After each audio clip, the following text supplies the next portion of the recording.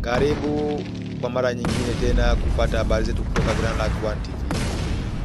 Ili uwe kwanza kupata habari zetu, bonyeza alama ya kengele, comment, share. Hapo utakuwa umetunga mkono 100%. Grand Lac One TV, the sound of news. Karibu katika kusikiliza habari kutoka Grand Lac One TV. Grand Lac One TV, the sound of news. Habari tulizionazo kuna uchambuzi na habari za motomoto. Kinshasa. Rais wa Jamhuri ya Kidemokrasia ya Kongo Felix Antoine Tshisekedi hapo jana ametoa hotuba, tunasema kama ni onyo. Ametoa onyo kwa yoyote ambaye anataka kuhatarisha usalama wa nchi, kuhatarisha maendeleo ya nchi, atakula naye sahani moja. Ameapa kulinda nchi kwa hali na mali. Kama kuna kikundi chochote ambacho kinataka kuja kuhatarisha usalama wa nchi, ameapa, ameshika bendera, atakula naye sahani moja.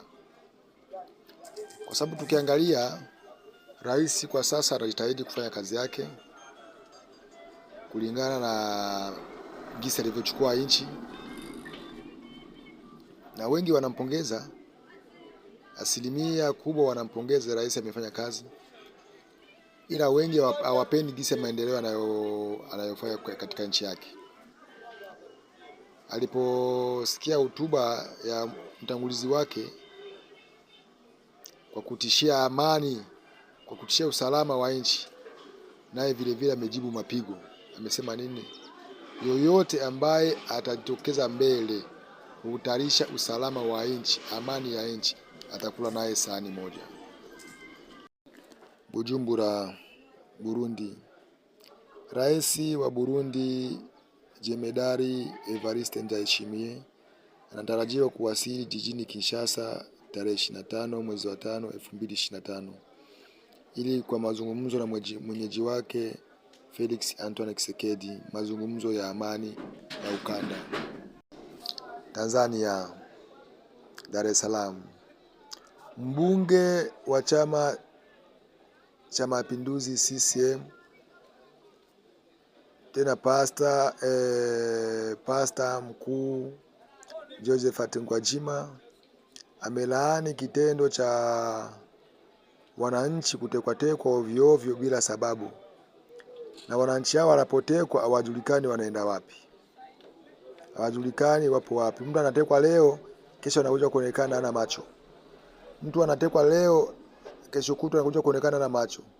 Vyombo vya sheria vinafanya kazi gani? Huyo ni Josephat Gwajima, mwanachama wa CCM, tena mbunge wa Chama cha Mapinduzi.